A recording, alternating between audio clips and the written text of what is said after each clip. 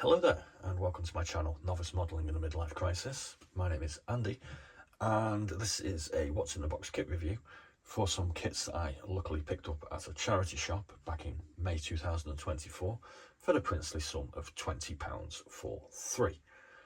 Now, this is actually a lesson for anybody that buys a model kit, or sometimes other things as well, I suppose, like jigsaws you could say, that you should always sort of check the box before you hand over your cash. I'll show you why in a minute, but I paid 20 quid for these. I mean, this one says £9.99 on it. We'll go into that in a minute. I also picked up in the same session this F-16 Air Team for £7.99. There is a What's in the Box kit review already for that one. And I also was lucky enough to pick up this Artillery Sterling Mark 1 for £9.99, and I could see that was a good buy because it had its original price tag of £34.99 on it. These two were all completed as far as I can tell. There was a couple of minor problems with one of the decals on one of them, and there was a couple of loose parts in both boxes, so we can't 100% be certain that we got all the bits, but they look 99% fine. So I think I got a good deal. Now the story with this one is that I saw this one as well, same pile, £9.99, and doing my due care and attention, I opened all the boxes and had a bit of a nose. And like I say, the other two kits came up fine. This one, however, as you can see, has been started and has an annoying rattle, and that's because the engine hasn't been glued very well and it has slipped into the main fuselage compartment. So what I did was I went up to the lady at the counter and I said, look, I'll have this sterling for £9.99 and I'll happily give you £7.99 for the other one. But this one, I opened the box and showed her and sort of did that and said it's been started. I don't think it's worth £9.99, but I'm kind of interested because it does actually say on here €45.90. So I knew I was getting something that's kind of expensive-ish, but I wasn't going to pay a tenner for it. And she went, oh God, I'm sorry. We didn't realise, we kind of thought it was complete and we wouldn't have put it out there if we knew it was, you know, like that. And I said, that's fair enough. How much do you want for it? And she said, I think it was £3.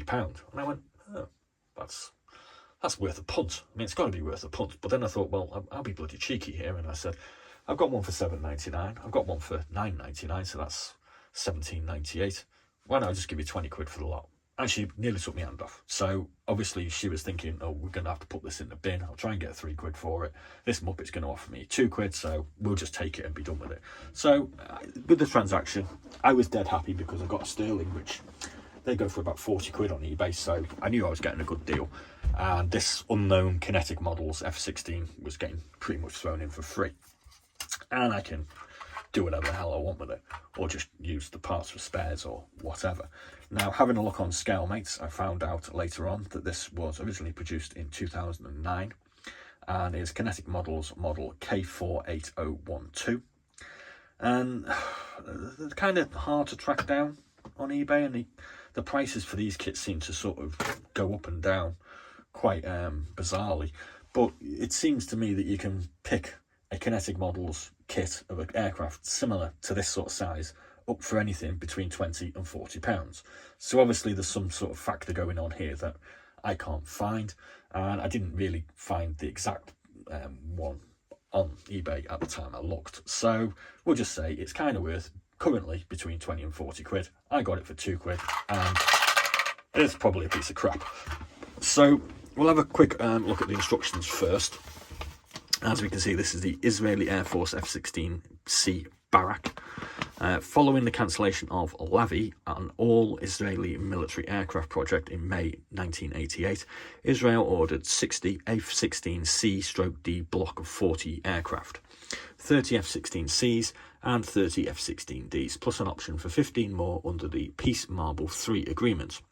The first of these PM3 F-16CD Block 40, all nicknamed Barak 2 Lightning, arrived in Israel August of 1991 and entered service with the 1st Fighter Squadron and the Scorpion Squadron. Israeli F-16Cs have extensive local modifications with different avionic fits and higher gross weight than the US Air Force F-16C. The maximum all-up weight of an Israeli F-16 is £48,000, whereas the weight of a US Air Force Block 40 F-16C is £42,300. The additional weight requires changes in the landing gear and the use of new wheels. The third batch of F-16Cs is installed with ELTAs, EL/L 8240 ECM, no idea what that is, an internally mounted self-protection ECM, in replacement of the Lockheed Martin self-defense systems. That's obviously some sort of gadget. F-16Cs appear to have larger navigation lights mounting on the intake, which might be used to house electronics, as Israeli Air Force F-16C were received as a suitable for the cancelled Lavi project. All are fitted with Elizra's Israeli ECM systems and Elbit's flight management computers. And then we get a list of sort of colours that we need to use to produce this kind of cool looking camouflage pattern, I must admit. So let's go at the instructions. Get the damn things open, and we get a whole load of sprue diagrams here, many of which I don't get because, yeah, exactly. So we're going to just have a flick through the instructions, even though most of it is kind of built for me, not to a certain degree. So here we have number 1, which is cockpit instrument panels and cockpit floor.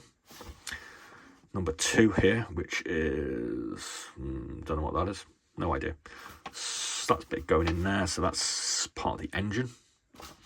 Got the engine here again going in, and I'm guessing this is the bit that's maybe come loose.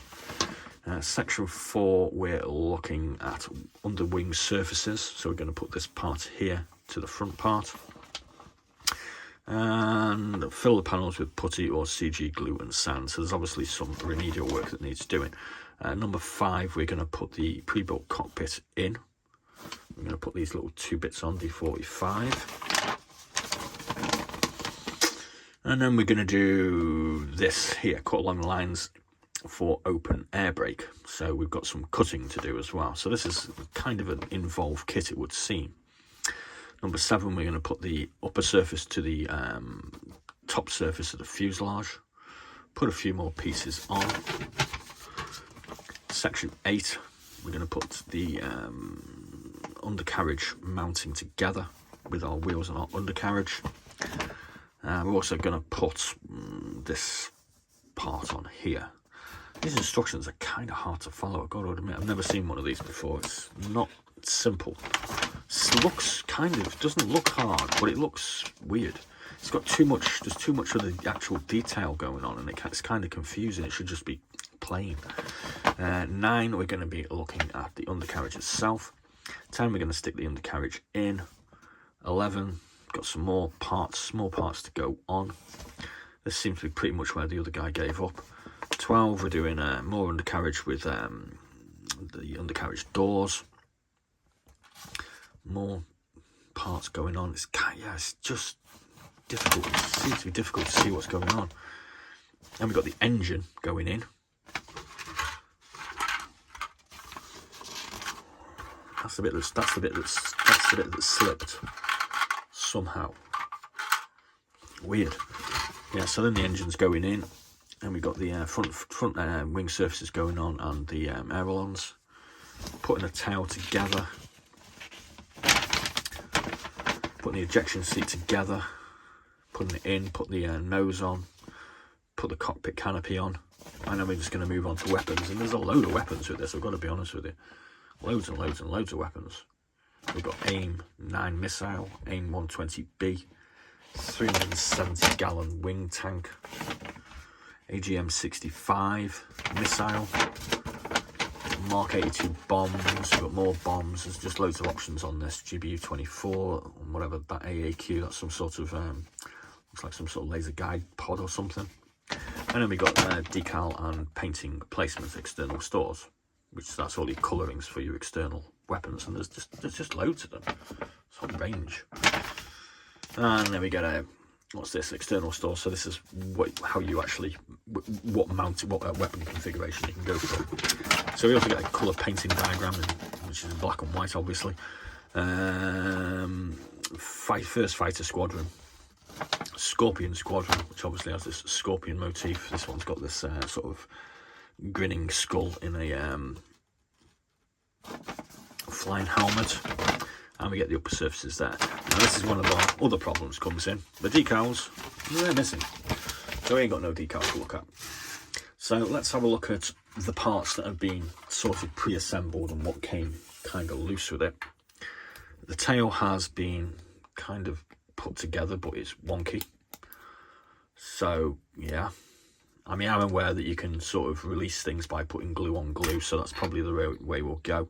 The nose cone appears to be intact. Got that looks like a bit of the undercarriage. That's just a number, and that's just a number as well. So then we've got this monstrosity here. So it's basically all the main parts have been done. We can see that whoever's built this has had some problems getting the alignments right on the undercarriage doors. So if I come to rebuild this, I think the lesson to be learned here is wheels down, basically, because this looks kind of hard to get all this flush. He's not done a very good job, I must admit. And that's probably one of the reasons why he gave up. I've got to be honest with you, he's had a really good go at doing the cockpit. That looks really, really, really good. So certainly way above the kind of thing I get. So fair play to him for that. He obviously kind of knew what he was doing, but just failed on this, as maybe these are kind of difficult to put together. Yeah. So here we have a sprue with a bunch of parts on it. Got to be honest with you, ain't got a clue what they are. We've got a weapons sprue here with a load of missiles, and there's just loads of them. Good level of detail on the weaponry, I've got to admit. Then we have another sprue, which is undercarriage. Nice looking wheels. Standard looking tyres. Not too sure what these parts are. Obviously something's gone from here. We have another sprue, which is, these look like weapons mounts. Don't know what they are. Whole raft of bits missing. This is largely, again, small parts. Don't know. Ailerons, possibly.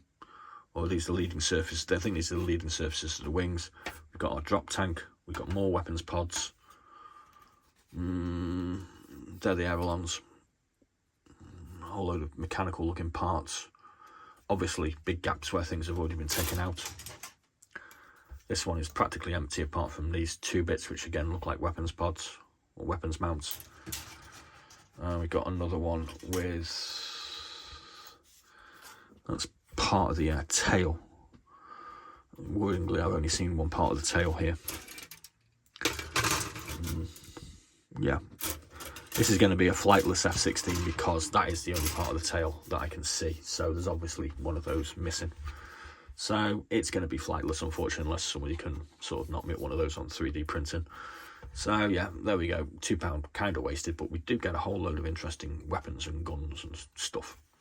So maybe we'll just end up attaching this one to a firework, because for £2, that seems to be all it's going to be worth for.